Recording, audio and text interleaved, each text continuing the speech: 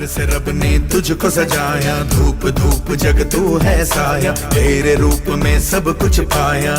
रह के जमीन पर आसमां तूने छुआ है, आसमां तूने छुआ है, आसमां तूने छुआ है, उड़ाने।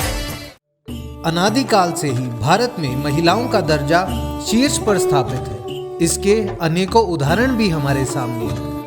भगवान श्री कृष्ण को उनके नाम से नहीं बल्कि यशोदा नंदन कहकर बुलाया जाता था। भगवान श्री राम को भी कौशल्या पुत्र की उपाधि से अलंकृत किया गया।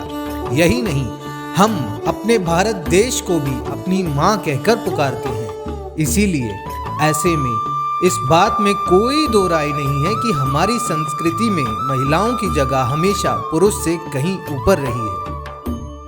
महिला शक्ति की अनंत क्षमताओं और उनका अदम्य साहस इस देश की प्रगति में एक मील का पत्थर स्थापित हो, इसी प्रयास में हरियाणा सरकार ने पंचायती राज व्यवस्था में महिला भागीदारी को बढ़ावा देते हुए उनके लिए 50% के आरक्षण की व्यवस्था भी की। इस कदम से प्रत्यक्ष तौर पर नारी सशक्तिकरण एवं नारी सहभागिता को एक बड़ी उड़ान मिलना तय था। पर इस पुरुष प्रधान मानसिकता का ही असर समझिए कि सरकार का ये कदम आज सरकारी फाइलों से बाहर निकलते निकलते दम तोड़ता प्रतीत हो रहा है। तो हमारी हरियाणा सरकार महिलाओं को 50% भागीदारी पंचायत चुनाव में दे रही है, वो बहुत सराहनीय कदम है। इसके लिए हमारे हरियाणा सरकार को लड़ाई लड़नी पड़ रही है कोर्ट में, और हो सकता है ये हाई कोर्ट से आगे सुप्रीम कोर्ट में भी लड़नी पड़े। लेकिन जो भी हो, ये सरकार का कदम बहुत अच्छा है। महिला देश की आधी आबादी है, उसके अधिकार उसको मिलने चाहिए। और क्षेत्रीय अगर चुनावों से, पंचायत के चुनावों से जो शुरुआत है, अगर ये सरकार करती है तो ये वास्तव में बहुत सराहनीय कदम है।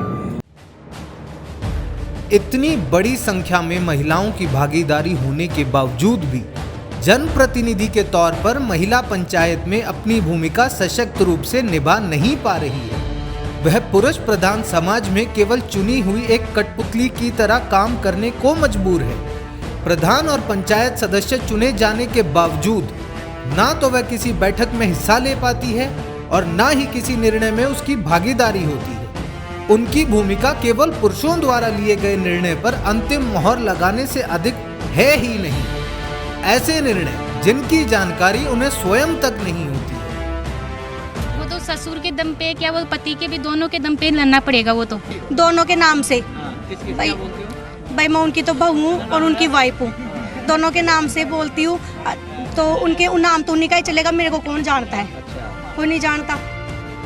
पंचायती राज व्यवस्था में ग्रामीण महिलाओं की स्थिति में कुछ सुधार तो जरूर आया है, परंतु अभी भी उन्हें एक लंबा सफर तय करना बाकी है।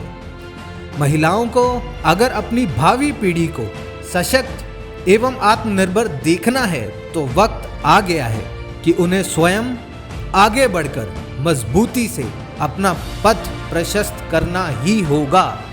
जय महिला शक्ति, जय पंचायत शक्ति।